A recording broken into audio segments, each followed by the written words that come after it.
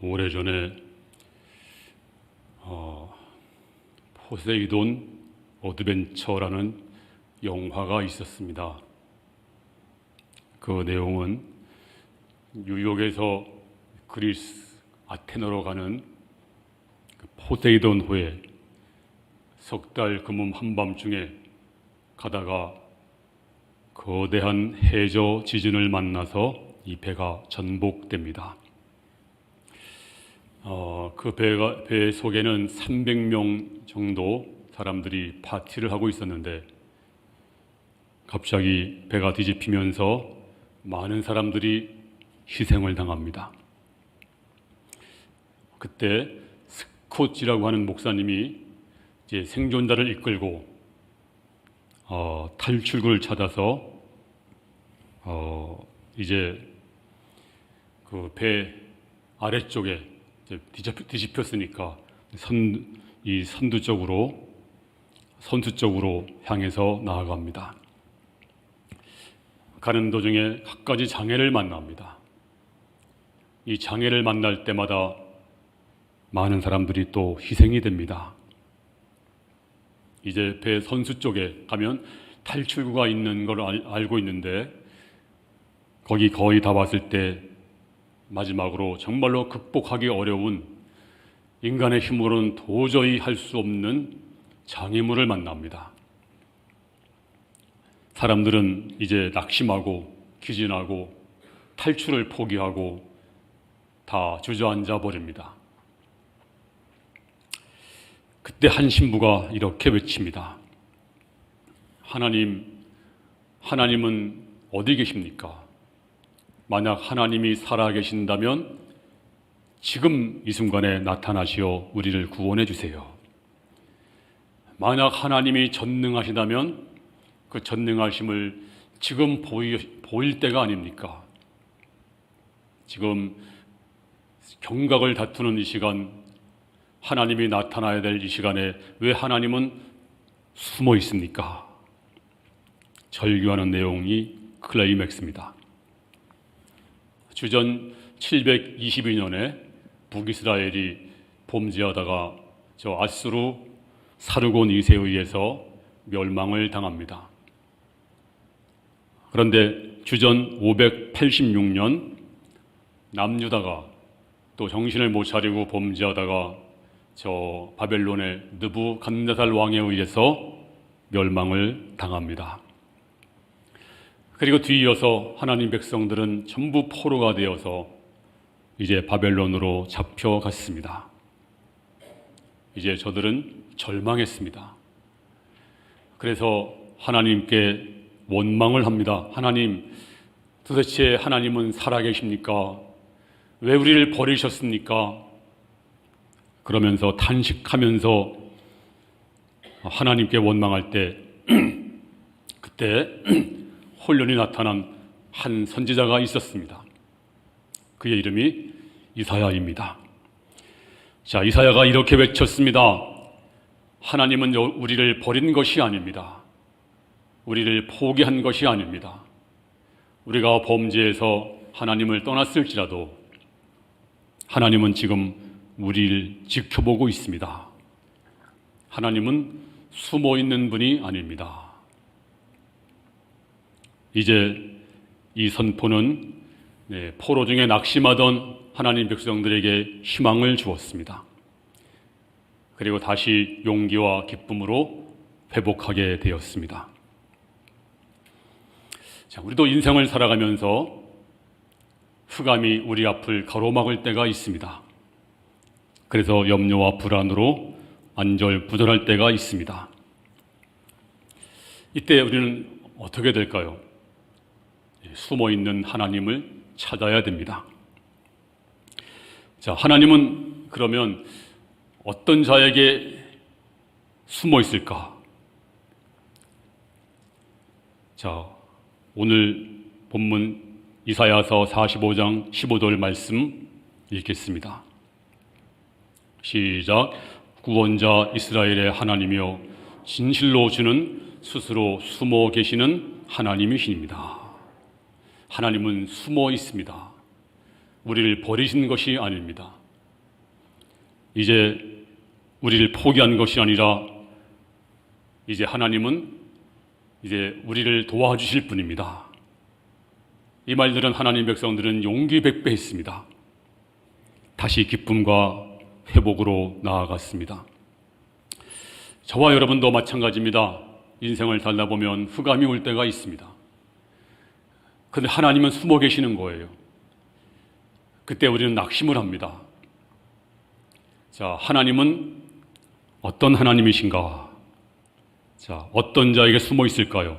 자, 오늘 본문 말씀 이제 그 다음 절 읽겠습니다. 16절 시작.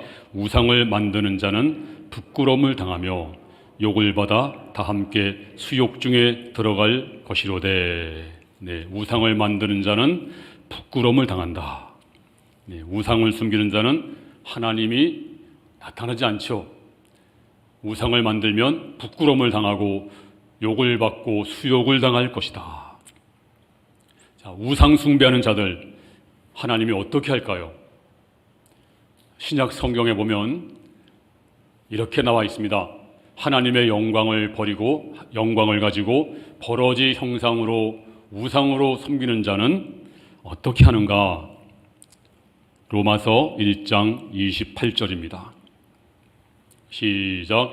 또한 그들이 마음에 하나님 두기를 싫어하며 하나님께서 그들을 그 상실한 마음대로 내버려 두사 합당하지 못한 일을 하게 하셨으니. 자, 저들이 하나님의 형상을 버러지 형상의 우상으로 바꾸고 하나님 두기를 싫어합니다. 그러면 하나님이 저들을 심판하죠. 우상 숭배자들이니까. 그럼 뭐 벼락을 칠까요? 아닙니다. 오늘 성경이 말하기를 그 상실한 마음대로 내버려 두신다. 하나님의 심판은요, 내버려 두는 거예요. 내버려 두는 게 무서운 심판입니다. 하나님 백성은 절대로 내버려 두질 않습니다. 우리가 잘못하면 병을 주든지 아니면 실패하게 하든지 돌아오게 하지만 버림받은 자들, 우상 숭배자들은 그냥 내버려 두시는 거예요. 그래서 우리는 저들이 부자가 되는지, 왜 부자가 되는지, 왜 저들이 잘 나가는지 우리가 이해를 못할 때가 있지만 결국은 망하는 것입니다. 우리는 우상을 숭배하지 않습니다. 혹시 여러분들은 우상 숭배자가 있나요? 혹시 여러분 집에 우상을 가지고 있나요? 아니면 여러분의 소지품 중에서 우상이 있나요?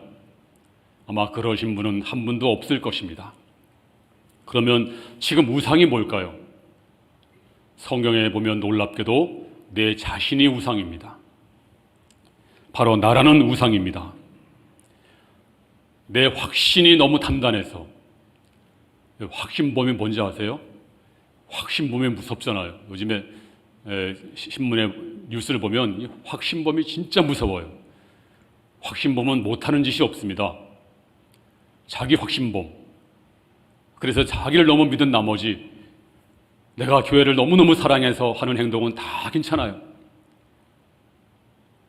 그래서 많은 어려움들을 겪고 있습니다. 이렇게 단단한 자기에 묶여있는 자는요, 하나님이 숨어 있을 수밖에 없습니다. 하나님도 어찌할 수 없습니다. 이래서 가장 고민한 것이 사도 바울은 자신과의 싸움이었습니다. 그래서 그가 고백하기를 나는 날마다 내 자신을 쳐서 복종하게 한다. 자신을 안 치면 안 돼요. 사도 바울 같은 사람도 계속 자기 자신이 세상으로 가고 싶고 정욕, 자기의 이기심, 욕심 이런 게 끊임없이 올라와서 날마다 자신을 쳤습니다. 그리고 나는 날마다 죽노라. 날마다 죽었습니다. 어느 기업인의 간증을 듣게 됩니다. 이분이 승승장구할 때는 하나님이 안 보였습니다. 너무너무 잘 되니까. 근데 어떤 날 인생의 고비를 만나면서 결국은 하나님께 모든 걸 맡기지 않고는 안 될 그런 지경에 이르렀습니다. 다 포기하고 내려놓고 하나님께 맡기는 그 순간에 놀랍게도 하나님이 보였답니다. 그때서야. 그렇습니다. 하나님이 숨어 계신다, 이 말씀은 하나님이 안 계신 것이 아니라 내 교만의 껍질, 나 자아의 껍질이 너무 단단해서 하나님이 보이지 않는 것입니다. 신앙이 무엇입니까? 신앙은 바로 나 자신과의 싸움, 그리고 나를 버리고 나를 죽이는 것입니다.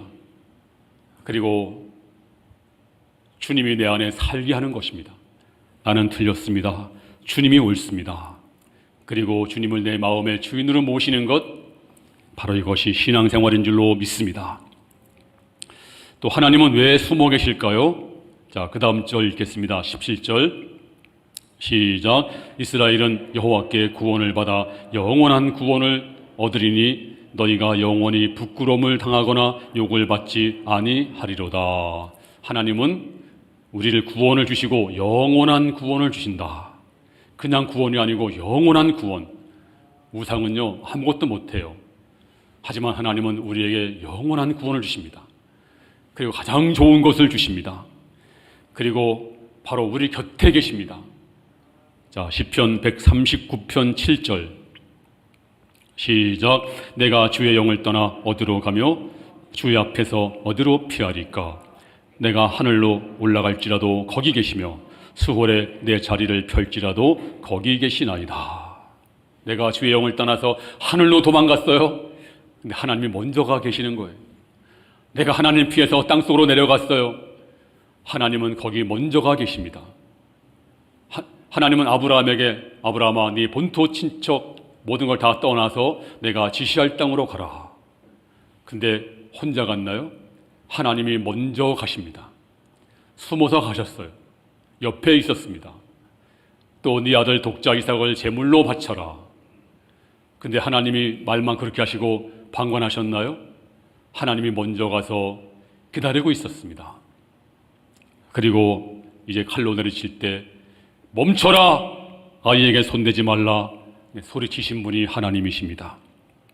그리고 야곱도 형을 속이고 아버지를 속이고 축복을 가로채고 하다가 이제 쫓겨나 홀로 광야길을 홀로 걷고 있을 때 날이 저물어 이제 돌을 베개 삼아 잠을 청할 때 그때 하나님은 먼저 가서 숨어 있었습니다. 야곱아, 내가 너와 함께 할 것이다. 그때 야곱이 하나님이 여기 계시는구나. 여기가 베델이구나. 그리고 하나님께 감사기도를 드리는 모습을 볼 수가 있습니다. 하나님 어디 계십니까? 바로 나와 함께, 아니 내 곁에, 아니 내 속에 계십니다. 하나님은 숨어 계신 분이 아닙니다. 폴란드에 가면 아우슈비츠 수용소가 있는데 거기 유대인 청년이 쓴 글귀가 지금도 있습니다. 지금 밝은 빛을 나는 볼 수 없지만 나는 태양이 있음을 믿는다. 지금 느끼지 못하지만 나는 사랑이 있음을 믿는다. 지금 보이지는 않지만 나는 하나님이 여기 계심을 믿는다. 그렇습니다. 하나님은 지금도 여기 계십니다. 멀리 있지 않습니다. 자, 이사야서 45장 6절 읽겠습니다. 45장 오늘 본문이 있는 이사야서 45장 6절 시작. 해 뜨는 곳에서든지 지는 곳에서든지 나밖에 다른 이가 없는 줄을 알게 하리라. 나는 여호와라 다른 이가 없느니라. 해 뜨는 데부터 해지는 데까지 나는 여호와라 다른 이가 없느니라. 하나님은 안 계신 곳이 없습니다. 하나님은 우리와 함께 계시지만 숨어 있는 것처럼 보이지만 옆에 있어요. 언젠가 제가 말씀을 드린 적이 있습니다만 감리교회, 시골 감리교회 어느 속장님이 담배를 못 끊었대요. 그래서 예배를 드리고 주일날 예배 드리고 이제 담배 피우고 싶어서 이제 화장실로 갔습니다. 시골 교회는요, 교회 문을 나서면 마당이 있고 마당 끝부분에 화장실 있잖아. 옛날 재래식 화장실. 근데 그날 따라서 사모님이 그 구더기가 하도 많으니까 구더기를 잡으려고 휘발유를 갖다 부었어요. 그럼 죽잖아요, 이 구더기들이. 근데 이분은 속장님은 그것도 모르고 담배를 이제 물고 성냥불을 붙이고 그 성냥불을 아래로 던졌습니다. 뭐 그랬더니 그냥 불이 확 타올라. 이분은 그냥 그대로 그냥 앞으로 꼬꾸라졌어요. 성도들이 나오다가 보고 놀랬습니다. 그냥 그 마당으로 그냥 떨어져 버렸으니까 문이 열리면서 그리고 화장실은 불타버리고 막 난리가 났습니다. 이제 그 리어카 아시죠? 거기다 싣고서 병원으로 갔습니다. 이제 목사님이 신방을 갑니다. 그 속장님이 뭐라고 한지 아세요? 목사님, 하나님은 화장실에도 계셨어요. 네, 하나님은 안 계신 곳이 없습니다. 한국 초기 선교사 글에 보면 나는 조선 땅에 하나님을 전하러 하였으나 하나님은 이미 거기 계셨습니다. 하나님은 먼저 계셨다. 어느 부부 얘기도 했습니다만 참 금실 좋은 부부가 있었대요. 근데 아내 되시는 분이 불의의 사고로 실명을 했습니다. 그러니까 얼마나 낙심이 되겠어요. 눈물로 지새울 때 남편이 여보 이렇게 혼자 집에 있는 것보다는 밖에 나가서 한번 직장을 잡아봅시다. 그래서 이렇게 다 알아봤더니 일할 직장이 생겨서 이제 가게 됐습니다. 이제 남편 손잡고 버스 타는 데까지 한참을 걸어갑니다. 한 20-30분을 걸어갑니다. 그리고 버스를 타고 1시간을 갑니다. 또 내려서 한 20분, 30분을 또 걸어갑니다. 이렇게 해서 직장에 가고 그 다음에 또 퇴근할 때도 남편이 와서 데려다가 버스 타고 다시 또 내려서 집에 오고 이렇게 반복을 했습니다. 이 아내 되시는 분이 이제 얼마나 이제 그동안 슬펐는데 이제 점점 마음의 안정도 찾아오고 이제는 살만하구나. 네, 이럴 때가 됐을 때 남편이 말하기를 여보 나도 바빠. 당신 언제까지 당신을 이렇게 케어할 수가 없으니까 내일부터 당신 혼자 가봐. 그러니까 이 부인이 서러웠습니다. 남편이 사랑이 떠났나? 나 혼자 어떡하지? 정말 큰일이야. 밤에 눈물로 밤을 새웁니다. 그리고 아침을 맞이했습니다. 너무 두려웠습니다. 이제 혼자 지팡이 짚고 더듬더듬 가는데 어릴 때부터 눈이 소경된 사람은 괜찮아요. 근데 중간에 눈이 먼 사람들은 이게 대책이 없습니다.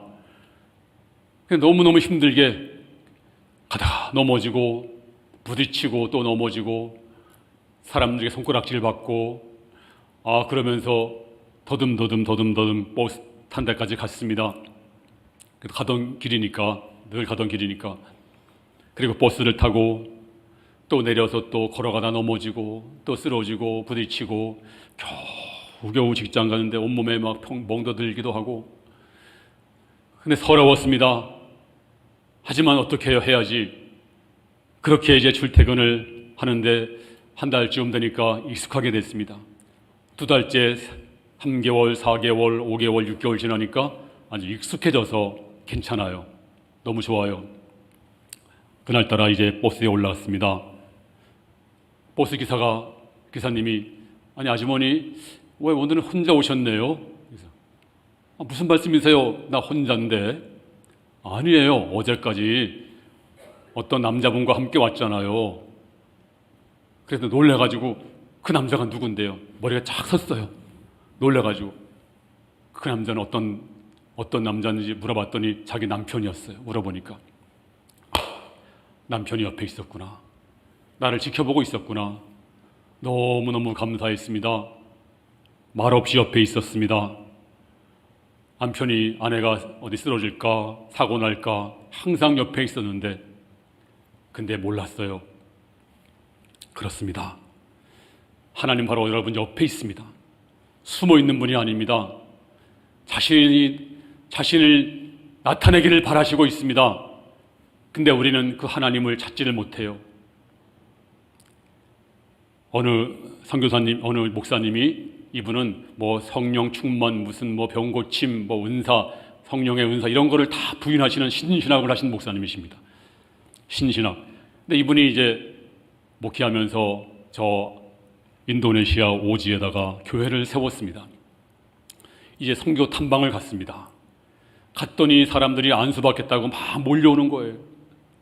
저도 인도에 가면 지금도 가면 뭐 수십 명, 수백 명 몰려오는 거 봤잖아요. 뭐 어떤 때는 5천 명 이상 막 모여가지고 예배를 드리면 막 기진맥진입니다. 어떤 때는 안수하다가 너무 힘들어가지고 저녁에 탈진해서 그 다음날까지 그냥 졸도한 적도 있었어요. 너무너무 힘들어가지고. 인도 한번 가면 그런데요. 우리가 또 얼마 또 거리가 멀어요. 이 교회에서 저쪽 교회 가려고 그러면 한 2시간, 3시간씩 가야 되고 뭐 하루 종일 차를 타야 되고 가서 또 가면 또 안 가고 싶어도 또 성도들이 기다리고 있으니까 또 가야 되고 또 가면 또 성도들이 몰려오고 네, 그러면서 성경을 하잖아요. 근데 이 목사님도 막 안수해달라고 몰려오니까 안 할 수가 없잖아. 그래서 안수했대요. 그때 막 소경이 막 눈을 뜨고 막 안진병이가 막 일어나고 막 못 걷던 자가 막 지팡이 던져버리고 난리가 났습니다. 이 목사님이 흥분했습니다. 야, 나한테 능력이 왔구나. 너무 좋아서 주일날 교회 와서 이제 본교회 돌아와서 여러분 하나님의 능력이 저한테 임했습니다. 오늘 병든 분 다 저한테 오세요. 제가 기도하면 다 낫습니다. 다 기도 받으러 나왔는데 한 명도 안 났어요. 자, 왜 그랬을까요? 하나님은 저 선교지에만 계시고 한국에는 안 계신가요? 하나님 능력이 사라졌나요? 아닙니다. 한국은 여기는 기적이 없어도 의학이 있고요. 기적이 안 나타나도 우리가 말씀으로 예수를 믿습니다. 여기서 기적이 나타난들 그게 무슨 감사가 있겠습니까? 자, 하나님 백성들이 광야에 있을 때는 뭐 그냥 구름기둥, 불기둥 뭐 만나가 막 쏟아지고 난리가 났어요. 근데 가나안 땅에 딱 들어가자마자 불기둥도 사라지고 구름기둥도 사라지고 만나도 다 사라지고 없었습니다. 그러면 하나님은 광야에서만 능력이 나타나시고 가나안 땅에서는 하나님이 아무것도 안 하시나요? 아닙니다. 가나안 땅은요, 불기둥이 없어도 괜찮아요. 따뜻한 집이 있습니다. 만나가 안 내려와도 괜찮아요. 온갖 과일이 있고 곡식이 있습니다. 충분히 먹고 사는데 만나가 내려봐요. 그게 뭔 감사가 되겠어요. 그러니까 하나님이 안 계신 것이 아니라 하나님이 잠시 숨어 있는 것처럼 보입니다. 우리가 너무 잘 나가니까 어떤 사람은 하나님이 없어도 잘 되니까 하나님을 찾지 않습니다. 근데 하나님은 여러분 옆에 있습니다. 근데 하나님은 여러분에게 어떻게 하신지 아십니까? 그런 사람들에게 하나님을 찾도록 오늘 본문 7절입니다. 7절 시작. 나는 빛도 짓고 어둠도 창조하며 나는 평안도 짓고 환난도 창조하나니 나는 여호와라 이 모든 일들을 행하는 자니라 하였노라. 하나님이 말씀합니다. 나는 빛도 짓고 어둠도 지었어. 나는 평안도 짓고 환난도 지었어. 하나님은 빛만 지으신 분이 아닙니다. 어둠도 지으셨어요. 하나님은 평안만 지으신 것이 아니고 환난도 지었습니다. 근데 우리 이걸 모르고 하나님 왜 저 빛만 주시지 어둠을 주시나요? 하나님 왜 하나님 저에게 평안만 주시지 환난도 주시나요? 왜 주실까요? 하나님이 우리가 너무 잘 나가니까 잘 되니까 하나님을 안 찾잖아요. 하나님의 기적도 원치 않잖아요. 그러니까 내가 너를 위해서 환난도 준다. 너를 위해서 어둠도 준다. 나를 좀 찾으라. 나를 찾으라고. 우리는 너무너무 우리 인간들은요 간사해서 환난이 없으면 하나님을 찾지 않습니다. 근데 환난이 오면 하나님을 찾잖아요. 그리고 이 모든 것은 왜 주십니까? 모든 것이 합력해서 선을 이루라고. 만약에 이 세상의 전부라면 하나님은 어둠을 안 줄 수가 있습니다. 또 환난도 안 줄 수가 있습니다. 근데 이 땅이 전부가 아닙니다. 우리를 위해서 어떤 사람에게는 환난도 주시고 어둠도 주세요. 극단적인 좀 비유라고처럼 보여지지만 제가 얘기 하나를 소개하겠습니다. 제목은 가장 아름다운 꽃인데요. 가장 아름다운 꽃이 어떤 꽃일까? 그냥 한번 제가 읽겠습니다. 남편이 죽었다. 결혼한 지 8개월 아이가 복중에 있을 때 교통사고로 사랑하는 남편이 먼저 저 세상 사람이 되었다. 새벽에 경부 고속도로에서 대형 트럭이 남편의 차를 들이받아 버린 것이다. 정신없이 장례를 치렀다. 정말 원망스러웠다. 가난했지만 착한 마음으로 열심히 세상을 살려고 노력하던 남편이었다. 그런데 나는 다니던 교회 발길을 끊었다. 그리고 고통 가운데 해산을 했다. 남편이 바라던 대로 아들이었다. 나는 아들을 안고 남편의 고향을 찾았다. 동해가 보이는 산자락에 남편은 잠들어 있었다. 나는 포대기를 열어 남편이 잠든 무덤을 아이에게 보여주었다.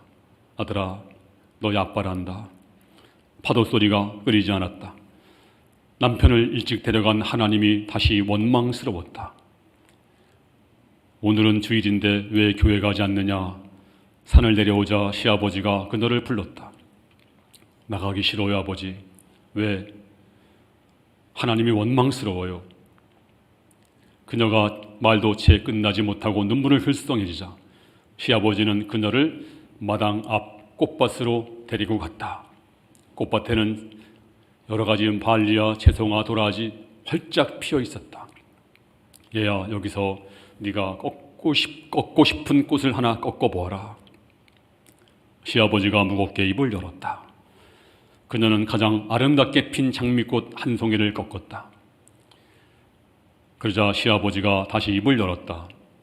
봐라, 우리가 정원에서 꽃 중에서 가장 아름다운 꽃을 꺾고 꽃병에 꽂듯이 하나님도 가장 아름답고 사랑하는 자를 꺾고 천국을 장식한단다. 야, 슬퍼하지 마라. 우리가 이해하지 못하는 일들이 많이 있습니다. 근데 하나님은 최고의 계획을 가지고 있습니다. 우리는 너무 연약하고 부족해서 하나님을 찾지 않잖아요. 숨어있는 하나님은 나 좀 찾으라고 환난도 주시고 어둠도 주십니다. 그때 빨리 깨달아야 돼요. 우리 어려서 보물찾기를 많이 했습니다. 근데 보물찾기는요, 찾기 쉬우라고 감추고 있어요. 찾지 못하게 그냥 뭐 10m 땅속에 파문다거나 아니면 그냥 10m 그 나무 꼭대기에 숨긴다거나 아니면 10명이 흔들어야 옮길 수 있는 그 바위 밑에 숨긴다거나 그렇지 않아요. 이 보물은 찾기 쉽게 숨겨져 있습니다. 그래서 찾으면 상품이 있잖아요. 그 하나님은 저와 여러분들이 찾기를 바라십니다. 나 좀 찾으라. 어서 찾아. 내가 숨어있는 하나님이 아닌데 네가 왜 그렇게 숨어있다고 믿고 원망하느냐. 나를 찾으라. 나를 찾으라. 내가 누군지 아니? 예레미야 29장 13절에 시작. 너희가 온 마음으로 나를 구하면 나를 찾을 것이요 나를 만나리라. 이 마음을 다해서 한번 찾아봐라. 내가 나타나 줄게. 네가 찾으면 내가 나타내서 너한테 줄게. 자, 예레미야 29장 11절에 시작. 여호와의 말씀이니라.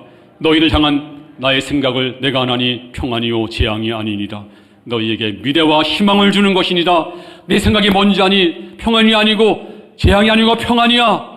그리고 미래 희망을 주는 것이야. 제발 좀 찾아봐. 내가 숨어있게 보이니? 나 좀 찾으라고. 얼마나 좋으신 하나님이십니까? 하나님은 못 찾게 숨으시는 분이 아닙니다. 찾도록 숨어있는 분입니다. 아니, 숨어있는 분이 아니고 우리가 숨어있다고 믿는 거지 숨어있지 않아요.